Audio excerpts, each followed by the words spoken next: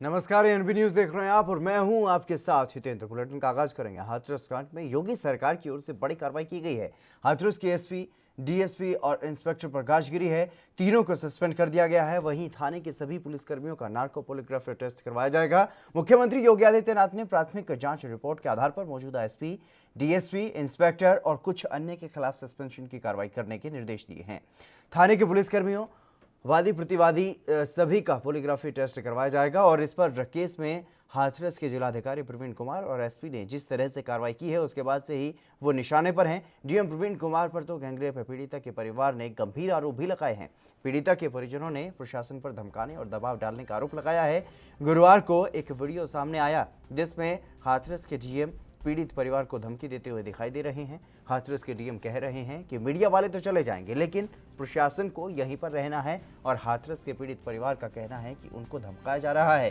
Case को रफा दफा करने के लिए दबाव डाला जा रहा है।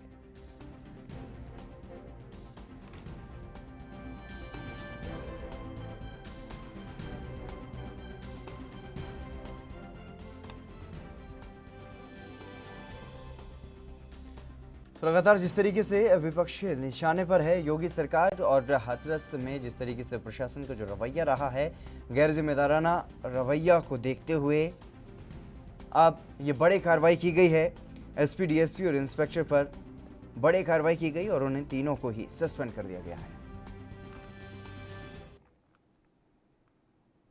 यूपी के हाथरस कांड और 3 कृषि कानूनों के विरोध में कांग्रेस पार्टी का विरोध प्रदर्शन जारी है। हरियाणा के टोहाना में पूर्व मंत्री परमवीर सिंह के नेतृत्व में रोष प्रदर्शन किया गया और सरकार के खिलाफ जमकर नारेबाजी की गई। इस दौरान कांग्रेसी नेताओं ने केंद्र की मोदी सरकार को तानाशाही सरकार बताया और हाथरस में पीड़ित परिवार से मिलने जाने के दौरान राहुल गांधी के साथ हुई धक्का मुक्की को निंदनीय बताया।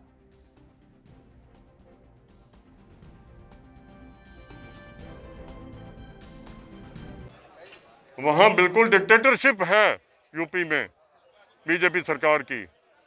मैं पीड़ित परिवार को आप विपक्ष का नेता जा रहा है, उसको आप मिलने भी नहीं देते, उसको मिलने भी नहीं दिया जा रहा। तो पुलिस से धक्का मरवाया उनको और वो गिरे और उनको चोट लगी। तो कड़े शब्दों में हम निंदा करते हैं।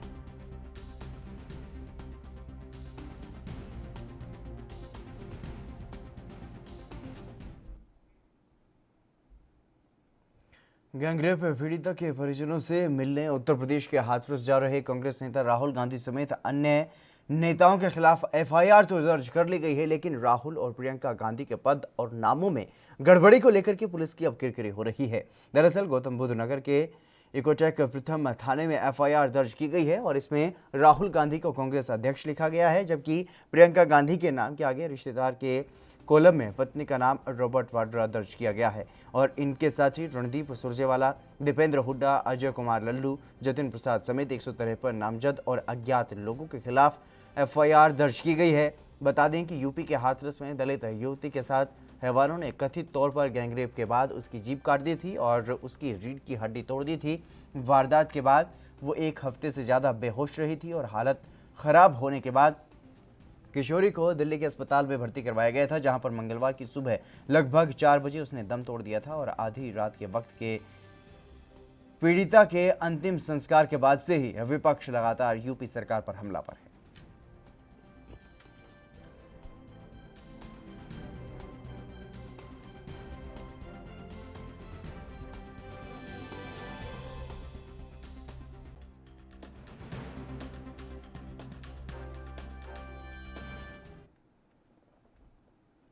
कुरुक्षेत्र में मेडिकल स्टोर के आड़ में नशीली दवाई बेचने का धंधा चल रहा था, लेकिन जैसे ही पुलिस को इस बात का पता चला तो पुलिस ने आरोपी को धर दबोचा और आरोपी के पास से 75,000 नशीली गोलियां बरामद की गई हैं। नशीली दवाई बेचने वाला और उसका सहयोगी पुलिस के हत्थे चढ़ गया है और पुलिस अब छानबीन में जुट गई है। नशा तस्करों का नेटवर्क खंगालने में पुलिस जुट गई है।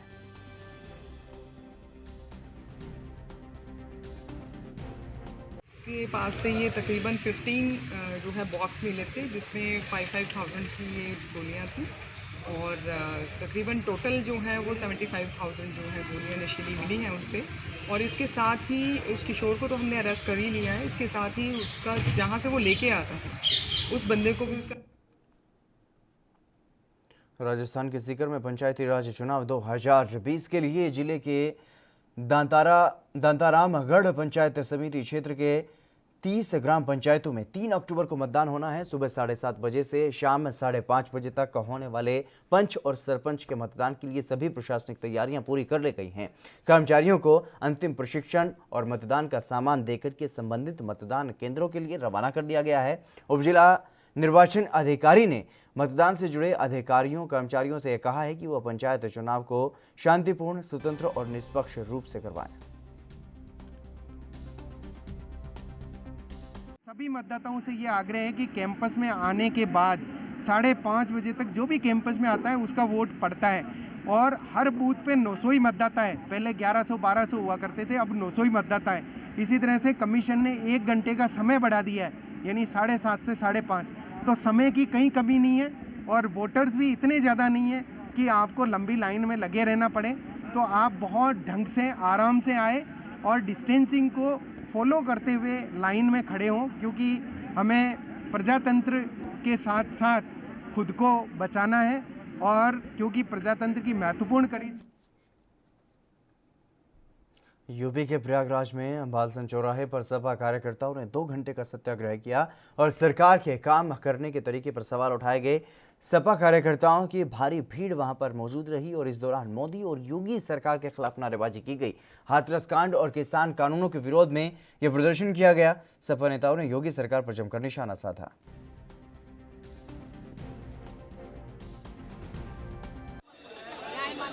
कृषि बिल के खिलाफ, बेरोजगारी के खिलाफ आज समाजवादी पार्टी ने गांधी जयंती के दिन सत्याग्रह का आयोजन किया है। हम अभी तो सत्याग्रह कर रहे हैं क्योंकि हम गांधी को मानने वाले लोग हैं, लेकिन हम सड़कों पर उतरकर जब तक हाथरस, बलरामपुर, गोरखपुर की बेटी के लिए और हर उस बेटी को सुरक्षित नहीं कर देते जो उत्तर प्रदेश में है, तब तक हमारी लड़ाई जारी रहेगी।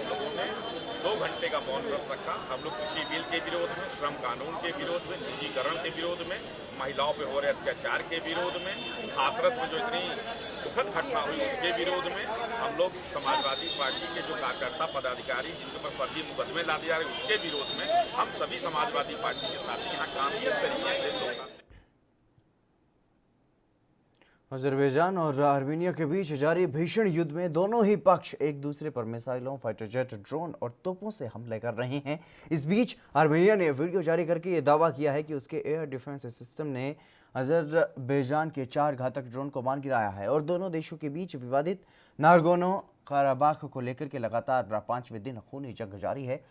आर्मीनिया ने यह दावा किया है कि उसने अजरबैजान के 4 किलर ड्रोन और सैन्य विमान को मार गिराया है। इससे पहले आर्मीनिया ने यह दावा किया था कि उसके एक सुखोई विमान को तुर्की के F-16 ने नष्ट कर दिया है और आर्मीनिया के रक्षा मंत्रालय ने शुक्रवार को यह कहा है कि उसके एयर डिफेंस सिस्टम फोर्सेस ने अजरबैजान के एक सैन्य विमान और एक ड्रोन को विवादित नागोर्नो काराबाख इलाके में मार गिराया है।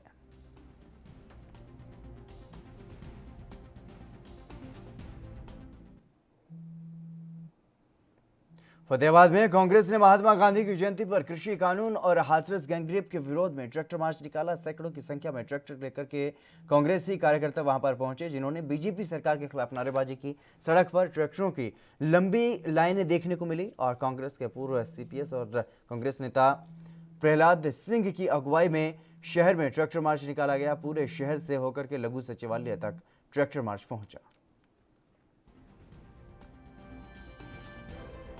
अभी पिछले दिनों भारतीय जनता पार्टी की मोदी सरकार ने हिंदुस्तान के अंदर जो 3 अध्यादेश किसान विरोधी लेके आई हैं, जिसमें किसान, मजदूर, आड़ती, छोटा व्यापारी सबको तबाह करने की एक बहुत बड़ी साजिश रची गई है, उसके विरोध स्वरूप भी आज हम इसको आज के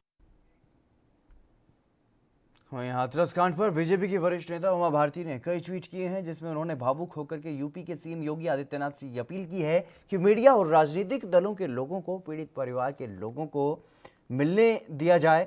उन्होंने ये लिखा है कि मैं कोरोना से ठीक होकर पीड़ित परिवार से मिलूंगी और उन्होंने ये भी लिखा है कि बड़ी जल्दबाजी में पुलिस ने उसकी यानी कि पीड़िता की अंत्येष्टि की और अब परिवार और गांव की पुलिस के द्वारा घेराबंदी की गई है। आप एक बहुत ही साफ सुथरी छवि के शासक हैं और मेरा आपसे ये अनुरोध है कि आप मीडिया कर्मियों को और अन्य राजनीतिक दलों के लोगों को पीड़ित परिवार से मिलने दीजिए।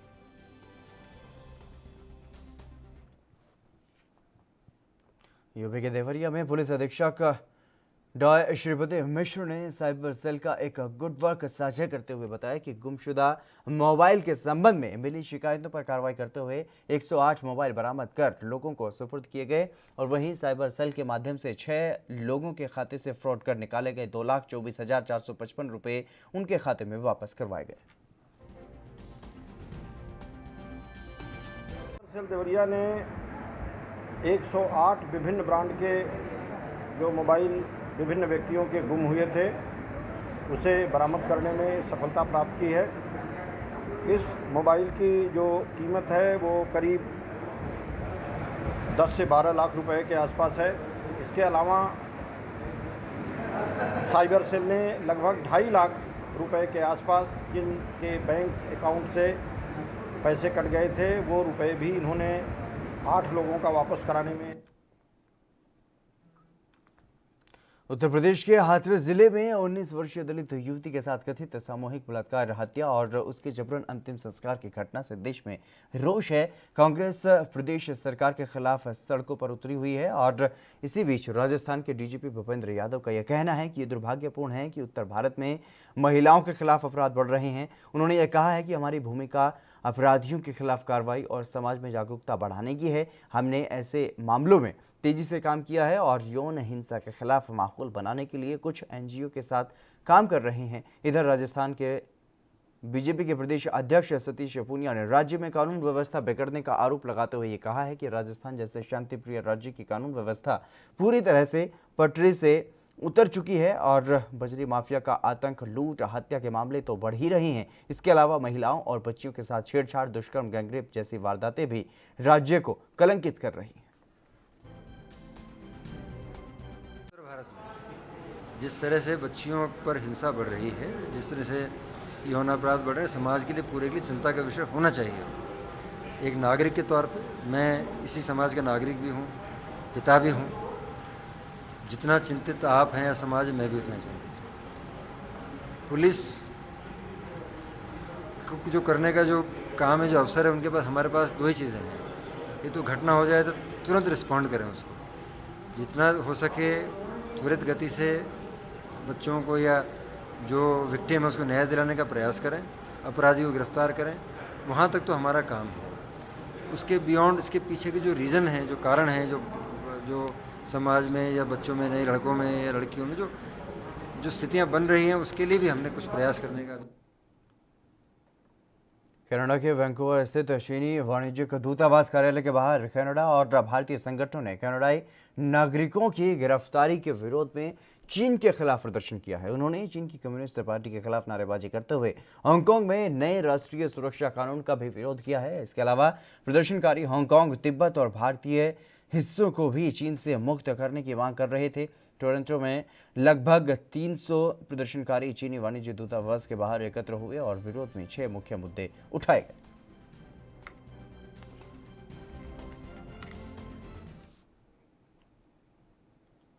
पूरी दुनिया में कोरोना वायरस संक्रमण फैलाने वाले चीन ने 1 अक्टूबर को स्थापना दिवस मनाया है और पूरे देश ने 1 अक्टूबर के दिन 71वीं सालगिरह मनाई। इसे नेशनल डे के नाम से भी जाना जाता है और नेशनल डे के मौके पर चीन में 8 अक्टूबर तक राष्ट्रीय छुट्टियां भी लागू की गई हैं। चीन में नेशनल डे खूब धूमधाम से मनाया जाता है और यही धूम चीनी वासियों की कोरोना काल के दौरान भी देखने को मिल रही है। चीन में इन छुट्टियों के बीच देश भर के लोग घूमने निकल पड़े हैं। ऐसा अनुमान है कि इन 8 दिनों की छुट्टियों में लगभग 60 करोड़ लोग सफ़र करेंगे। चीन की सरकारी न्यूज़ एजेंसी के मुताबिक नेशनल डे के उपलक्ष्य में देश के सभी मुख्य तीर्थ स्थलों को सजा दिया गया है और इन्हें देखने और छुट्टियां मनाने के लिए पहले दिन करीब 3.5 करोड़ लोगों ने सफ़र किया।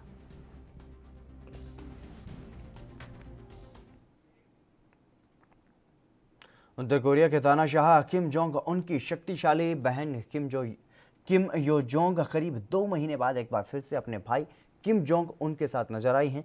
किम जोंग उन और उनकी बहन किम यो जोंग ने बाढ़ प्रभावित एक गांव का दौरा किया है। उन्होंने ये कहा है कि इस साल तूफान और अन्य प्राकृतिक आपदाओं ने हमारी समस्याओं को अप्रत्याशित रूप से बढ़ा दिया है और ये माना जाता है कि किम जोंग उनके बाद उनकी छोटी बहन किम यो जोंग का नंबर आता है। किम यो जोंग अपने परिवार के एकमात्र सदस्य हैं जो तानाशाह के बेहद करीब हैं और राजनीति में सार्वजनिक भूमिका में हैं।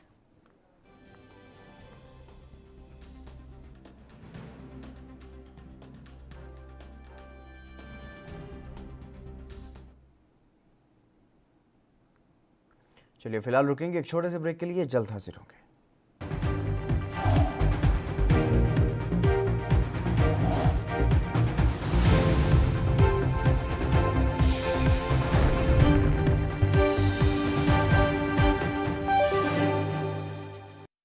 सबसे अलग अंदाज, हम बनेंगे आपकी आवाज, सवालों की धार, खबरों की बौछार, सिर्फ मेरे साथ एएनबी न्यूज पर।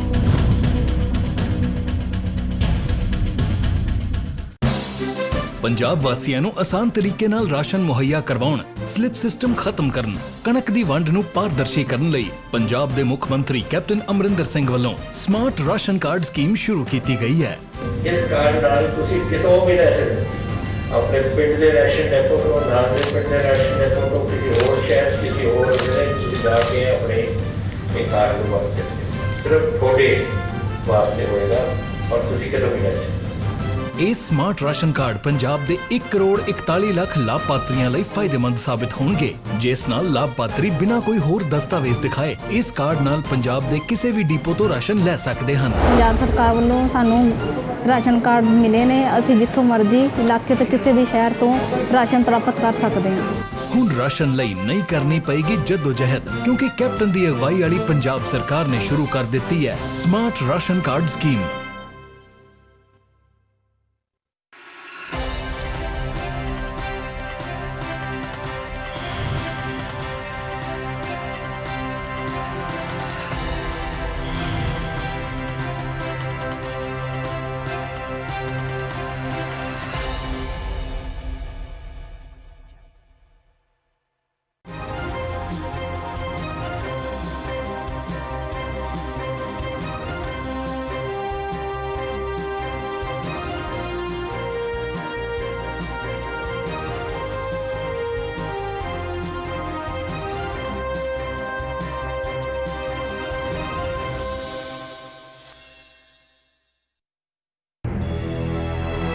लखनऊ से लेकर चंडीगढ़ तक, मुंबई से लेकर रायपुर तक, क्या है राजनीति की हलचल, क्या है समाज का मिजाज। राजधानी लाइव, हमारी नजर, आपका फैसला, हर रोज सुबह 8 बजे सिर्फ एएनबी न्यूज पर।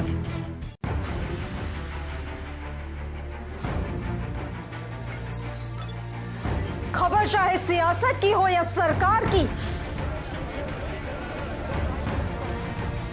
खबर चाहे भ्रष्टाचार की हो या गुनहगार की, दिन भर में क्या रहा देश जगत का हाल, किस मुद्दे ने बनाई किसकी सरकार, रखते हैं हम सब पर नजर, पहुंचाते हैं हम हर खबर। हम हैं एएनबी न्यूज।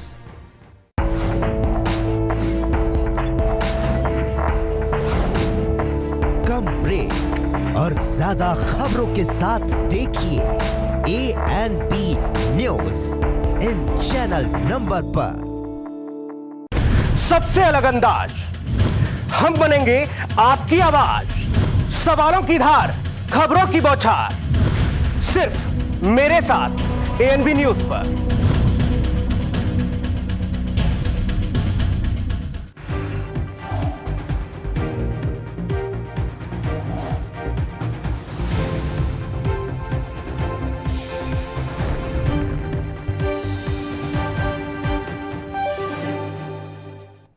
ब्रेक के बाद एक बार फिर से आप सभी का स्वागत है। खबरों में आगे बढ़ेंगे। हिमाचल में सामरिक दृष्टि से महत्वपूर्ण अटल टनल रोहतांग के लोकार्पण को लेकर के पीएम मोदी के 3 अक्टूबर को प्रस्तावित दौरे से एक दिन पहले रक्षा मंत्री राजनाथ सिंह शुक्रवार दोपहर को सेना के हेलीकॉप्टर से मनाली पहुंचे। रक्षा मंत्री का सीसे हेलीपैड पर मुख्यमंत्री जयराम ठाकुर ने स्वागत किया। इस दौरान सांसद राम स्वरूप शर्मा और मंत्री गोविंद ठाकुर भी मौजूद रहे। रक्षा मंत्री राजनाथ सिंह ने मुख्यमंत्री जयराम ठाकुर और केंद्रीय राज्य मंत्री अनुराग ठाकुर के साथ अटल टनल रोहतांग का निरीक्षण किया। उन्होंने टनल के साउथ और नॉर्थ पोर्टल का भी दौरा किया और लोकार्पण समारोह के लिए की गई तैयारियों की समीक्षा की गई।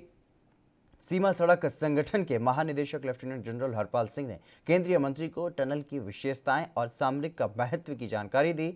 इससे पहले मुख्यमंत्री जयराम ठाकुर ने जिला कुल्लू के सोलंग नाला और जिला लाहौल स्पीति के सिस्सू में जनसभा स्थलों का दौरा किया और प्रधानमंत्री नरेंद्र मोदी 3 अक्टूबर को रोहतांग में सुबह 10 बजे अटल सुरंग का उद्घाटन करेंगे। अटल सुरंग 9 किलोमीटर से अधिक लंबाई पर दुनिया की सबसे लंबी राजमार्ग सुरंग है और सुरंग मनाली और लेह के बीच सड़क की दूरी 46 किलोमीटर कम करती है और समय लगभग 4 से 5 घंटे बचते।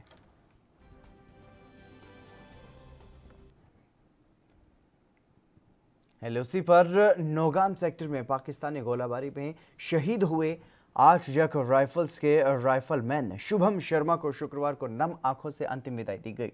जम्मू के आरिसपुरा इलाके में शुक्रवार को जब उनका पार्थिव शरीर घर पर पहुंचा तो परिवार वालों के साथ साथ आसपास के सभी लोगों की आंखों से आंसू छलक पड़े।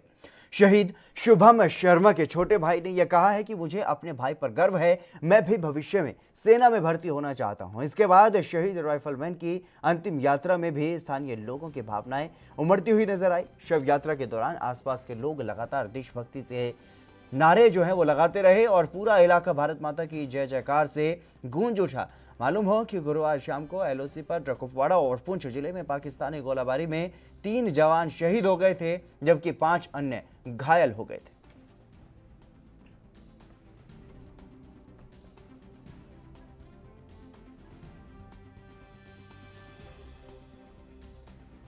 तो लगातार जिस तरीके से पाकिस्तान की तरफ से नापाक हरकतें की जाती रही हैं और ऐसे में गोलाबारी में जो शहीद हुए थे राइफलमैन शुभम शर्मा, उनको अंतिम विदाई दी गई। लेकिन ये तस्वीरें आप देख सकते हैं किस तरीके से वहाँ पर जनसैलाब उमड़ा शहीद को अंतिम विदाई देने के लिए और शहीद की जो अंतिम शव यात्रा थी उसमें भारत माता की जय जयकार की जो है वो जय जयकार की गई है। भारत माता की जयकारे के नारे लगाए गए हैं और शहीद के भाई ने भी ये कहा है कि वो भी सेना में जाएगा और भारत माता की रक्षा करेगा, अपने देश की रक्षा करेगा।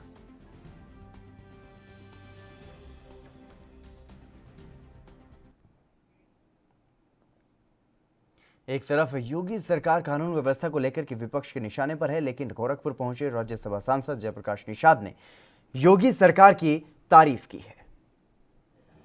हमारे साथ में इस वक्त भाजपा के राज्यसभा सांसद जयप्रकाश निषाद हैं और इस वक्त जो उत्तर प्रदेश के अंदर हाथरस को लेकर के राजनीतिक पार्टियां जिस तरीके से सभी जिलों में पूरे उत्तर प्रदेश से यहाँ तक कि पूरे हिंदुस्तान में जिस तरह से प्रोटेस्ट कर रहे हैं कानून व्यवस्था को लेकर के, हम सांसद जी से पूछना चाहते हैं कि जिस तरीके से राजनीतिक पार्टियां इस वक्त उथल पुथल मचाए हुए हैं और सरकार की जो है नाकामियों का जो है दुहाई देकर के हाथरस कांड से आप देखिए अभी बलरामपुर में हुआ, बुलंदशहर में हुआ, क्या कहना चाहते हैं कानून व्यवस्था जिस तरह से चरमराई हुई पूरे यूपी में?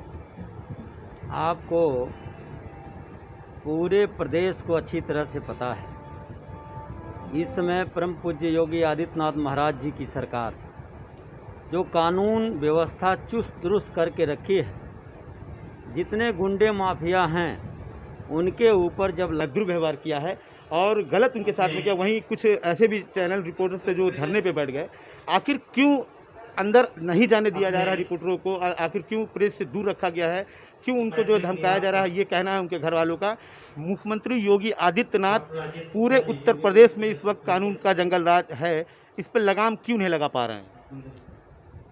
पूर्ववर्ती सरकारों में मुख्यमंत्री आवास के बगल में आपने देखा होगा कई दिनों तक लटकती हुई लाश मिली और सदन में हंगामा खड़ा हुआ, लेकिन पूज्य महाराज जी की सरकार में कोई भी गुंडा माफिया, कोई भी अपराधी बचेगा नहीं। उसके ऊपर निश्चित तौर पर लगाम लगेगी और नकेल कसी जाएगी। वो भाग के कहीं नहीं जा सकता, उसको सजाएं जरूर मिलेगी। तो आप थे राज्यसभा सांसद जयप्रकाश निषाद, जो गोरखपुर के रहने वाले हैं, और आज गोरखपुर के एक निजी कार्यक्रम में वो यहाँ शिरकत किए, जिनसे मैंने पूछा कि कानून व्यवस्था के नाम पर आखिर योगी सरकार क्यों पीछे है, किस तरह जो जंगल राज पूरे यूपी में कायम है, इस पर लगाम क्यों नहीं लगाई जा रही है। मैं गोरखपुर से अपने सहयोगी RK यादव के साथ ANP न्यूज़ चैनल के लिए शाहिद। वहीं हाथरस की सीमा पर संग्राम छिड़ा हुआ है। गैंगरेप पीड़िता के गांव में परिंदा भी पर ना मार जाए, इसके लिए पुलिस की जबरदस्त किलेबंदी है। उधर पीड़िता के परिजनों से मिलने के लिए मीडिया वाले और नेता जिद पर अड़े हुए हैं। नोक-झोंक और बहस का सिलसिला जारी है। कुछ ने गांव में घुसने की कोशिश की तो दोपहर बाद गांव की बैरिकेडिंग भी कर दी गई और हाथरस के बुलगद्दी गांव में मीडिया और राजनीतिक प्रतिनिधि मंडलों और व्यक्तियों के प्रवेश पर अस्थायी रूप से प्रतिबंध लगा दिया गया है, जब तक कि SIT की जांच पूरी नहीं हो जाती। अतिरिक्त पुलिस अधीक्षक प्रकाश कुमार ने यह कहा है कि गांव में मीडिया के प्रवेश पर प्रतिबंध तब तक ही रहेगा जब तक SIT वहां पर अपनी जांच पूरी नहीं कर लेती। मौजूदा कानून व्यवस्था के कारण किसी भी राजनीतिक प्रतिनिधिमंडल या फिर व्यक्तियों को गांव का दौरा करने की अनुमति नहीं दी जाएगी।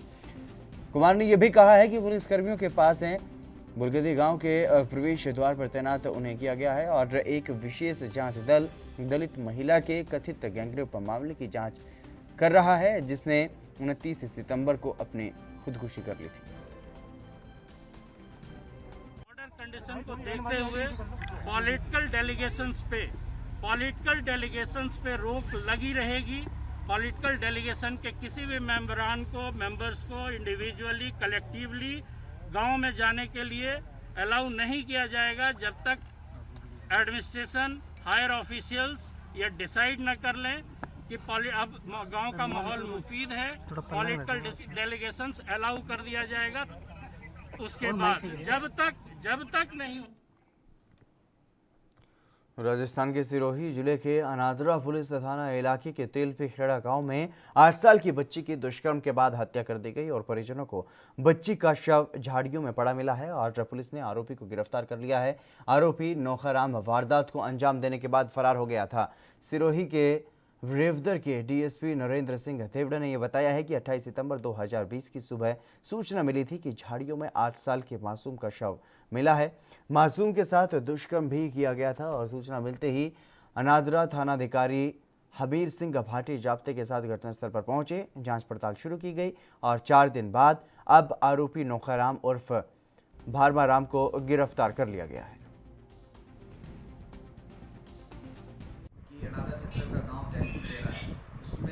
बालिका के साथ में दुष्कर्म और उसके बाद में उसकी हत्या की गई है, जिस पर थानाधिकारी द्वारा मुझे भी सूचना दी गई।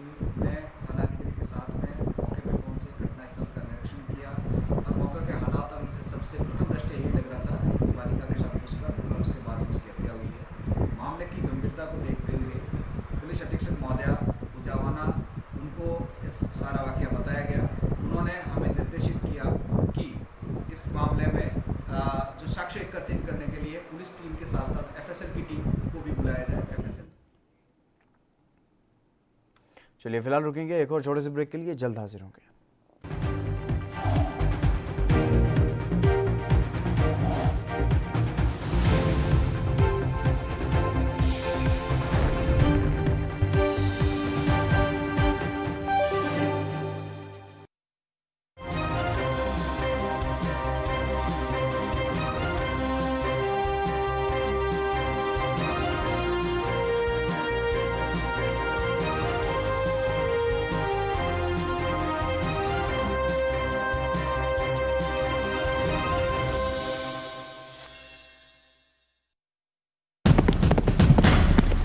नई ऊर्जा, नई ताकत का एहसास X+ गोल्ड किट बना है पुरुषों के लिए खास। कैप्सूल, ऑयल, क्रीम और पाउडर 30 सालों से मर्दों का भरोसेमंद X+ gold kit medical stores में उपलब्ध। लखनऊ से लेकर चंडीगढ़ तक, मुंबई से लेकर रायपुर तक, क्या है राजनीति की हलचल, क्या है समाज का मिजाज। राजधानी लाइव, हमारी नजर, आपका फैसला, हर रोज सुबह 8 बजे सिर्फ ANP न्यूज पर।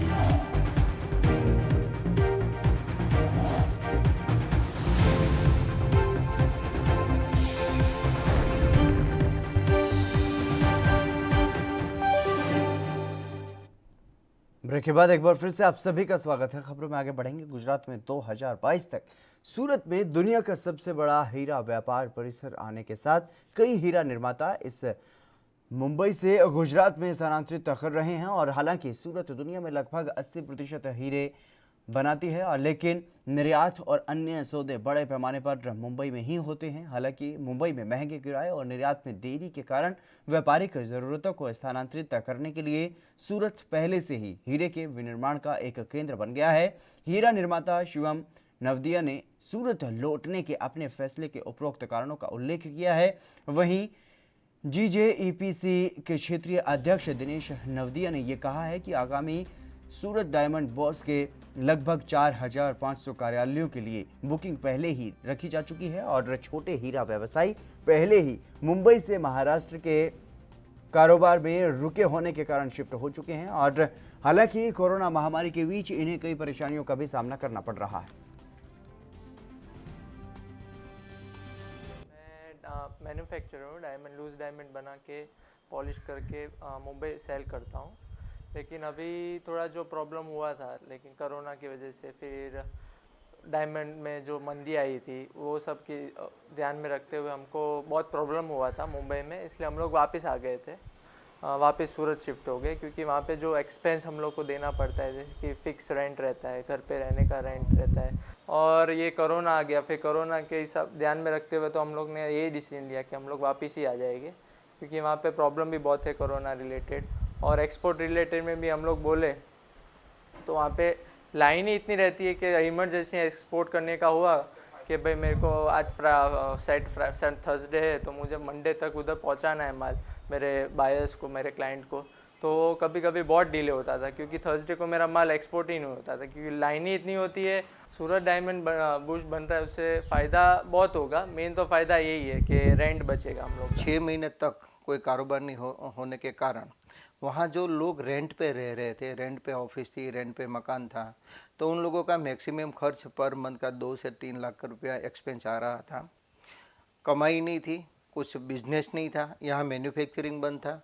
तो इन लोगों ने ऐसा सोचा कि जिसके साथ मेरी बातचीत और जो न्यूज़ मुझे मिल रहा है, तो उन लोगों ने सोचा कि अगले साल यहाँ सूरत डायमंड बुश ऑलरेडी स्टार्ट हो जाने वाला है, तो आज से हम वहाँ सूरत जाएंगे तो ये दूसरा सब एक्सपेंस है वो लगेगा नहीं, और एक जगह पे ही सब जो ट्रेडिंग मैन्युफैक्चरिंग अपनी ऑफिस भी है तो एक्सपेंस भी कम हो जाएगा। इसकी वजह से छोटे छोटे लोग अभी यहाँ आने का मन बनाया है, और मेरा ऐसा चौक्कस मानना है कि दोनों बाजार चलने वाली, ऐसा नहीं कि भारत डायमंड बुश बन जाएगा और सूरत डायमंड बुश बनने के बाद सब व्यापारी अपने अपने हिसाब से कारोबार करेंगे। हाथरस में गैंगरेप पीड़िता के परिजनों से मुलाकात करने पहुंचे टीएमसी सांसदों के साथ बदसलूकी के मामले को लेकर के सीपीएम नेता वृंदा करात ने क्या कुछ कहा है वो आपको सुनवाते हैं। कि परिवार के साथ मिसबिहेव कर रहे हैं, ये पूरे प्रशासन एक साथ मिलकर पीड़िता के परिवार को गिरफ्तार करके रखा है। अभी वो हाउस अरेस्ट के अंदर है, वो डीएम घूम रहा है जिसने वो अपराध किया, लड़की को जला दिया, पुलिस वाले घूम रहे हैं और परिवार को गिरफ्तार करके रखा। जो भी मिलना चाह रहे हैं उनको मिलने नहीं दे रहे हैं। क्यों? पता चला कि पुलिस ने उनका फोन भी ले लिया है। तो क्या वो अपराधी हैं कि आज आप लड़की के परिवार को हाउस अरेस्ट करके उनके ऊपर दबाव डालकर आप किसी को मिल। सामाजिक न्याय और अधिकारिता राज्य मंत्री रामदास अठावले ने हाथरस कांड में अपराधियों के लिए मौत की सजा की मांग की है।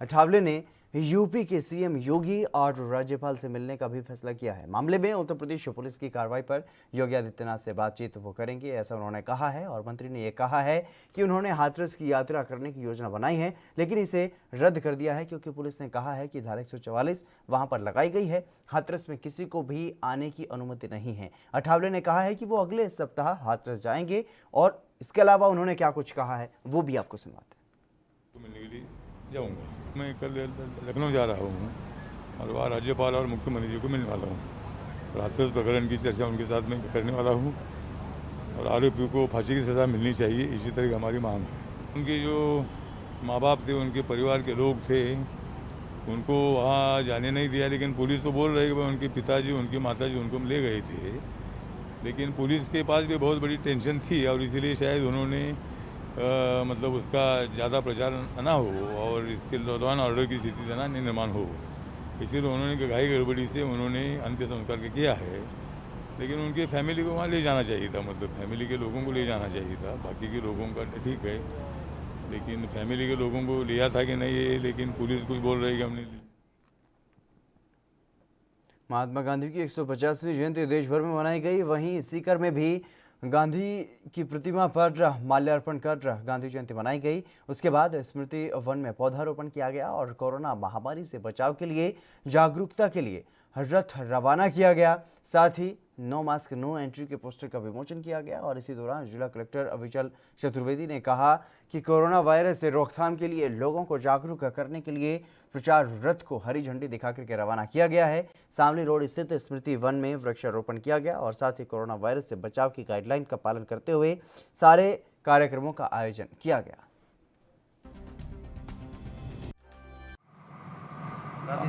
आज महात्मा गांधी की जयंती के उपलक्ष्य में महात्मा गांधी के जन्म को 150 साल होने के उपलक्ष्य में जो कार्यक्रम पिछले साल राजस्थान सरकार द्वारा चलाया गया था, उसी को आगे बढ़ाते हुए इस वर्ष भी महात्मा गांधी जयंती को बहुत ही एक विशेष रूप में मनाने का प्रोग्राम है। और हालांकि हम लोग सारा काम सोशल डिस्टेंसिंग की पालना करते हुए कर रहे हैं कोविड-19 के समय में, लेकिन एक अभियान की शुरुआत आज की जाएगी, एक पुनः जन जागरूकता अभियान, लोगों को कोविड-19 के बारे में सही तरीके से जागरूक करने के लिए और यह समझाने के लिए कि ये एक अभी कोई ये संक्रमण का खतरा अभी टला नहीं है और इससे बचने का सबसे बेहतर तरीका यही है कि लोग हर कोई जो है वो अपने आप। पंजाब के फरीदकोट के डिप्टी कमिश्नर विमल सेतिया ने आज मार्केट कमेटी और प्रशासनिक अधिकारियों के साथ मिलकर मंडियों का जायजा लिया है, जहां पर उन्होंने धान की खरीद के प्रबंधों को लेकर के तमाम जानकारी ली। वहीं उनकी तरफ से किसानों और आड़तियों से भी मुलाकात की गई। मुलाकात के दौरान जो भी समस्याएं उनके सामने रखी गई, उनके जल्द ही समाधान का आश्वासन डिप्टी कमिश्नर ने दिया। व्यवस्था चलती रहे। अज के दिन सारा संसार कोविड नाम की महामारी तो पीड़ित है और इस कोविड-19 की महामारी के दौरान साडी कोशिश होएगी कि हरेक जिमीदार का, हरेक किसान भरा का एक एक अन्न का दाना चक्या जाएगा। अन्न का दाना हरेक की परचेज की जाएगी। परचेज करने तो इलावा समय सिर उनकी लिफ्टिंग होएगी और विदिन टाइम जिहड़ी प्रोक्योरमेंट एजेंसी है उसकी पेमेंट करेगी। ये मैं साਰਿਆਂ ਦੇ सामने मार्केट कमेटी के प्रधान भी बैठे हैं, मेरे एसडीएम भी बैठे हैं, सारे सामने कहना चाहना और मैं तुहाडे साਰਿਆਂ ਦਾ सहयोग मंगन आया। मैं जिन्ने भी मार्केट कमेटी के जिहड़े साडे आड़तीए भरा हैगे है उन्होंने भी बेनती करना चाहना कि जो पंजाब सरकार दियाँ जो हिदायतां जारी की हैं, जो आड़तियां वालों जो उन्हां दियां रिक्वायरमेंट्स हैं।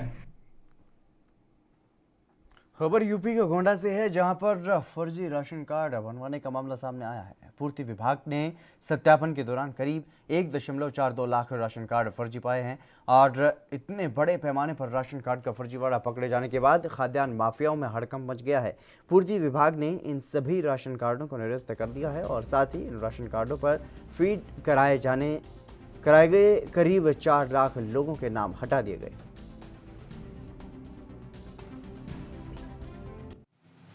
घर पे ऐसा हुआ साहब, रात को 11 बजे मेरी लड़की उठा के ले गए फिर भी उसके साथ में 4 जने बुरा हाल किया, उसका बुरा काम किया और फिर वो हमारे ऊपर इल्जाम डालते कि तुम्हारी लड़की हम नहीं ले गए, यूँ कह रहे। तो वो हमारे एक लड़की थी, लसी करके नाम था, इसके ऊपर। महाराष्ट्र के नासिक में किसानों ने नए कृषि सुधारों की सराहना की है। उन्हें उम्मीद है कि कृषि सुधार उनके लिए फायदेमंद होंगे और किसानों का यह मानना है कि नया किसान बिल अच्छा है और फायदेमंद है। पहले कीमतें व्यापारियों की तरफ से तय की जाती थी, लेकिन अब ये हमारे ऊपर है। हम देश में कहीं भी अपना माल बेच सकते हैं। हम नए बिल के लिए मोदी सरकार के शुक्रगुजार हैं।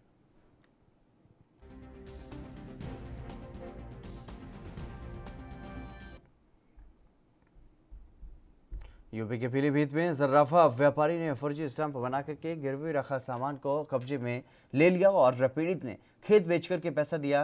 पैसे मिलने के बाद भी सामान नहीं दिया गया और पीड़ित ने कोतवाली से लेकर के एसपी तक मदद की गुहार लगाई है, लेकिन मदद कहीं भी नहीं मिली।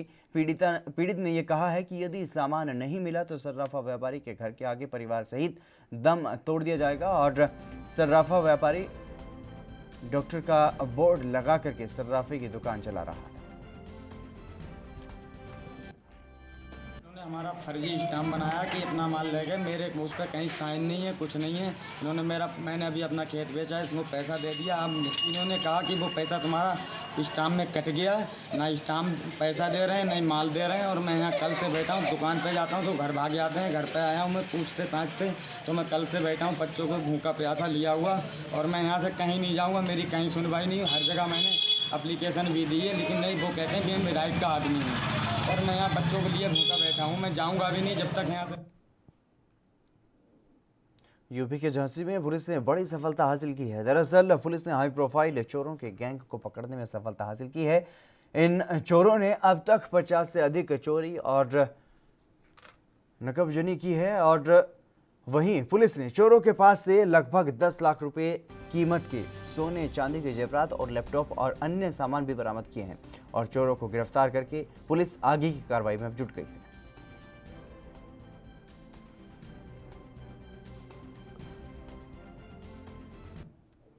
कुछ जगहों पे चोरी हुआ जिसमें 9 चोरी के मुकदमे हम लोगों ने रजिस्टर करवाए थे। उसी क्रम में लोकल थाना पुलिस के साथ साथ सर्विलांस के टीम एवं स्वाट टीम का भी मदद लिया गया है, जिसमें आज 2 लोग गिरफ्तार किए गए हैं और उनके कब्जे से लगभग 9 लाख की सोना चांदी की जेवरात बरामद हुआ है। इसके अलावा 2 लैपटॉप एवं अन्य उपकरण। यूपी के गाजियाबाद में अभिभावक संघ ने गांधी जयंती के मौके पर गांधी जी की वेशभूषा में विरोध प्रदर्शन किया है और गांधी पार्क से गांधी जी की वेशभूषा में अभिभावक संघ ने प्राइवेट स्कूलों की फीस के विरोध में पैदल मार्च निकाला। लॉकडाउन के दौरान जो प्राइवेट स्कूल फीस वसूल रहे हैं, अभिभावकों का कहना है कि जिस तरह से देश भर में कोरोना संक्रमण तेजी से पांव पसार रहा है, यदि ऐसे में बच्चों के स्कूल खुल जाते तो निश्चित तौर पर 24 घंटे उन पर कोरोना संक्रमण का खतरा मंडराता रहेगा। इसलिए सरकार को भी स्कूल खोले जाने की इजाजत नहीं देनी चाहिए थी।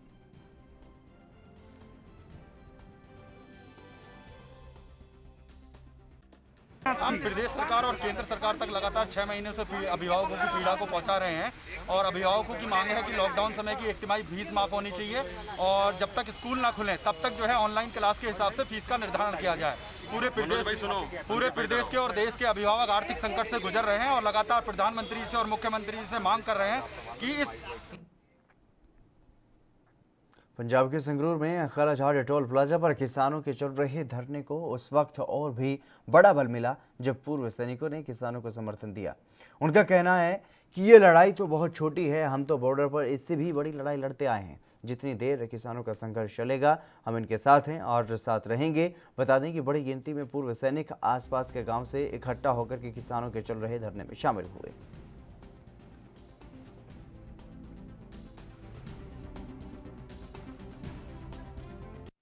जी असी किसान हाँ, पहलियां तो असी भी किसान हाँ, किसानों के पुत्तां सी।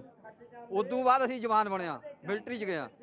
इस करके साडा भी खून पग रहा जो साडे माँ बाप रुलते फिरते धाना धुप्पे बैठे ने, असी एशिया च पईए, ये गल्लां वधिया नहीं लगदियां। असी भी हिमायत इन्हां नाल पूरी डट के करांगे, करते रहांगे। अगे जिवें भी इन्हां दा कोई आर्डर होऊगा पार्टी का, उस हिसाब नाल असी अगला ਆਰਡਰ ਦੇ ਨਾਲ ਚੱਲਦੇ ਰਹਾਂਗੇ। ਜਿੰਨਾ ਚਿਰ ਧਰਨੇ ਚੱਲਣਗੇ ਉਹਨਾਂ ਚਿਰ ਅਸੀਂ ਤਿਆਰ ਹਾਂ ਇਹਨਾਂ ਨਾਲ ਚੱਲਣ ਨੂੰ। ਕੋਈ ਝਿਜਕ ਨਹੀਂ ਸਾਨੂੰ। ਜਿਹੜੇ ਬਾਰਡਰਾਂ ਤੇ ਜਾਏ ਉਹਨਾਂ ਨੂੰ ਉਰੇ ਕੀ ਝਿਜਕ ਹੋਣੀ ਹੈ। चलिए फिलहाल यहाँ रुकेंगे एक छोटे से ब्रेक के लिए, जल्द हाजिर होंगे।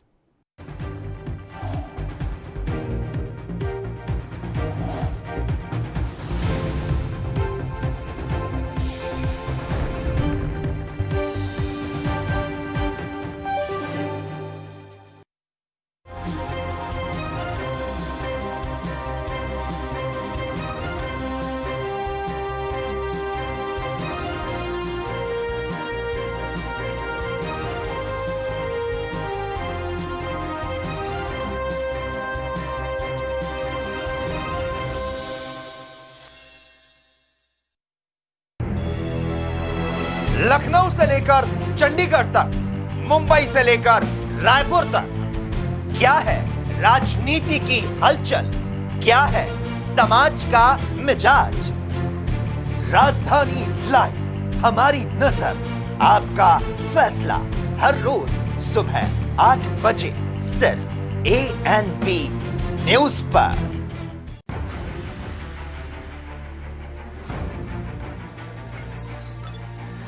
खबर चाहे सियासत की हो या सरकार की,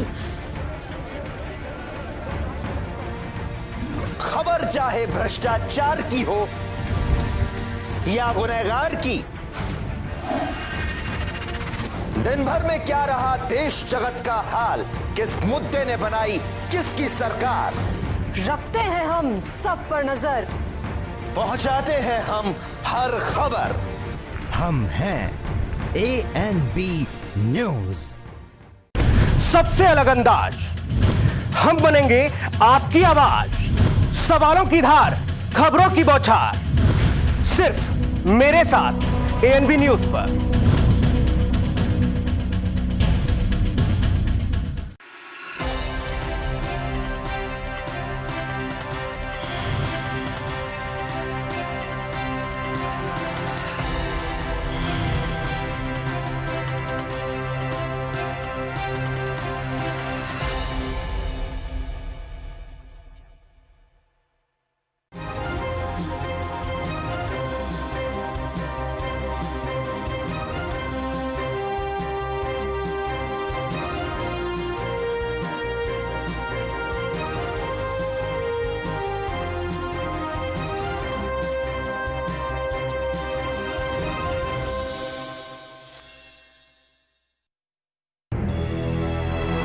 लखनऊ से लेकर चंडीगढ़ तक, मुंबई से लेकर रायपुर तक, क्या है राजनीति की हलचल, क्या है समाज का मिजाज। राजधानी लाइव, हमारी नजर, आपका फैसला, हर रोज सुबह 8 बजे सिर्फ ANP न्यूज पर।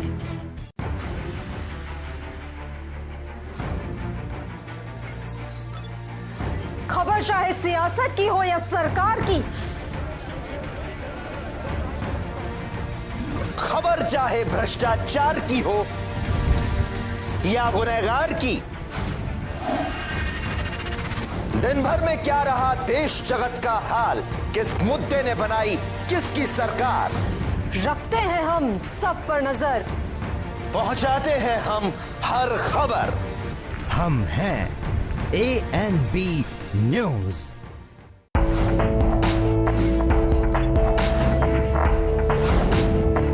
कम ब्रेक और ज्यादा खबरों के साथ देखिए ANP news in channel number पर। सबसे अलग अंदाज, हम बनेंगे आपकी आवाज, सवालों की धार, खबरों की बौछार, सिर्फ मेरे साथ ANP न्यूज पर।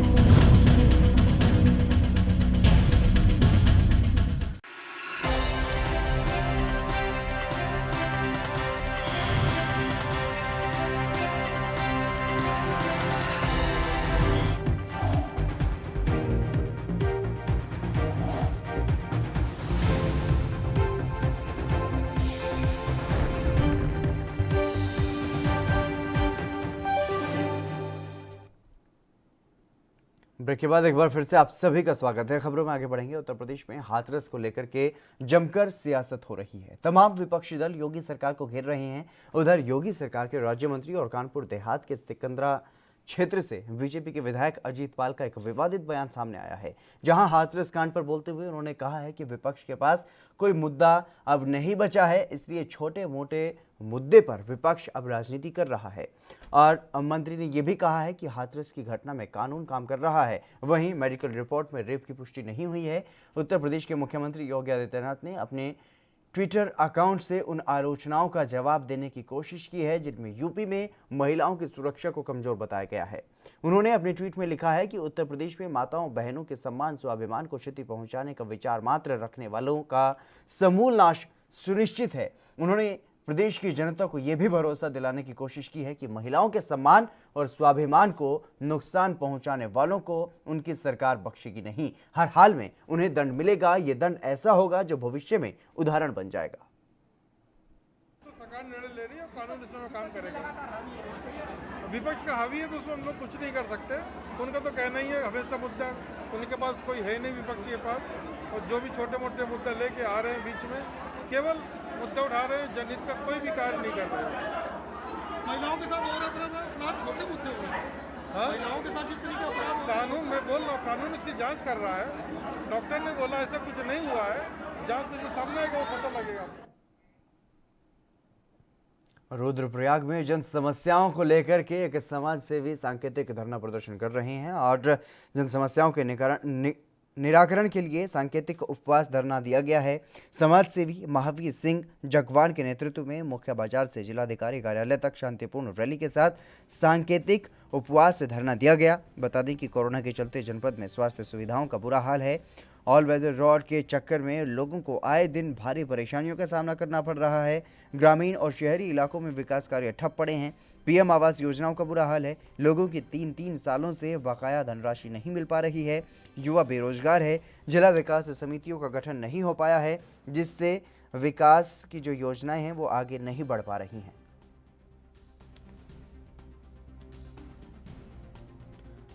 जिस तरीके से जन समस्याओं का अंबार लगा हुआ है और जन समस्याएं लगातार बढ़ रही हैं और वेदर रोड को लेकर के भी आम लोगों को, स्थानीय लोगों को वहां पर भारी परेशानियों का सामना करना पड़ रहा है। और इन्हीं समस्याओं के निराकरण को लेकर के, इन्हीं समस्याओं के समाधान के लिए समाज सेवियों ने ये रोष मार्च निकाला है, विरोध प्रदर्शन किया है और सरकार से मांग की गई है कि इन सभी समस्याओं का जल्द से जल्द समाधान किया जाए। जो युवा हैं बेरोजगार, उनको रोजगार मुहैया करवाया जाए और जितनी भी क्षेत्र की समस्याएं हैं उनका समाधान किए जाने की मांग यहां पर की गई है।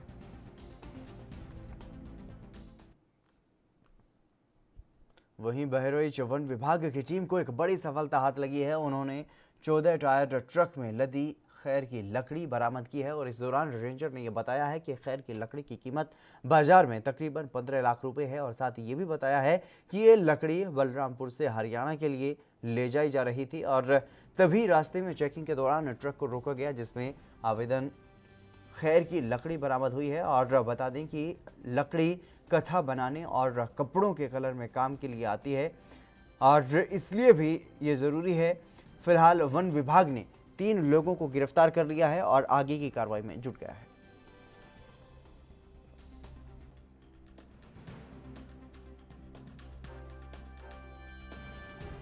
सुबह हमारे उप वन रेंजर श्री दीपक सिंह को मुखबिर द्वारा सूचना दी गई कि एक ट्रक जिस पे काली तिरपाल लगी है कुछ लकड़ी लाद करके बहराइच की तरफ आ रहा है।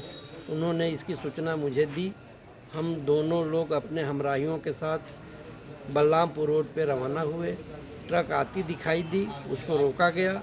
रोकने के बाद उसकी प्रॉपर चेकिंग की गई। चेकिंग में ना तो उसके पास कोई कागजात रहा और न कोई वैध कागज़ रहा और खैर की लकड़ी बरामद की गई। जब खैर की लकड़ी का प्रूफ हो गया तब उस ट्रक को अपने कब्जे में लेते हुए बहराइच रेंज कैंपस में दाखिल कर दिया।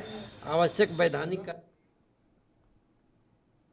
जयपुर के धौलपुर में 2.5 साल के बच्चे का शव खेत में पड़ा मिलने से सनसनी फैल गई और घटना से परिजनों में कोहरा मच गया।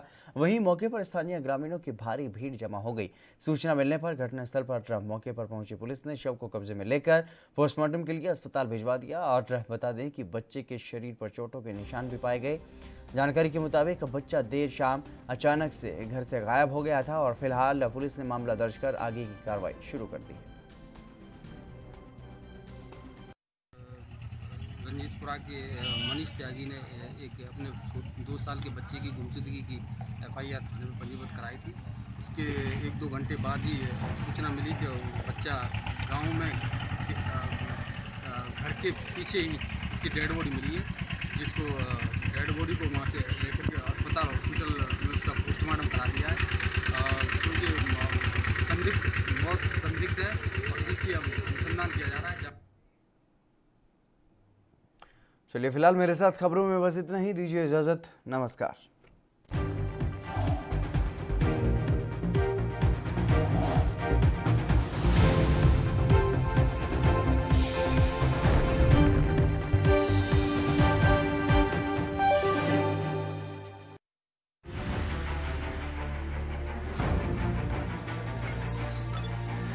खबर चाहे सियासत की हो या सरकार की, खबर चाहे भ्रष्टाचार की हो या गुनहगार की, दिन भर में क्या रहा देश जगत का हाल, किस मुद्दे ने बनाई किसकी सरकार, रखते हैं हम सब पर नजर, पहुंचाते हैं हम हर खबर। हम हैं ANB न्यूज। सबसे अलग अंदाज, हम बनेंगे आपकी आवाज, सवालों की धार, खबरों की बौछार, सिर्फ मेरे साथ ANB न्यूज पर।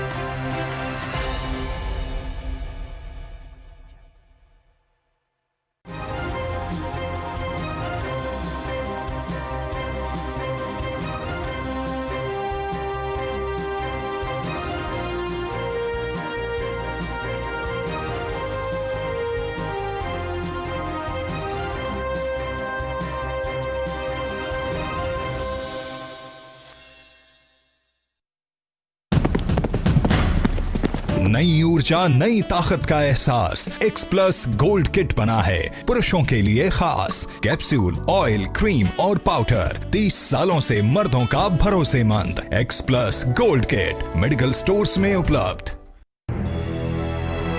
लखनऊ से लेकर चंडीगढ़ तक, मुंबई से लेकर रायपुर तक,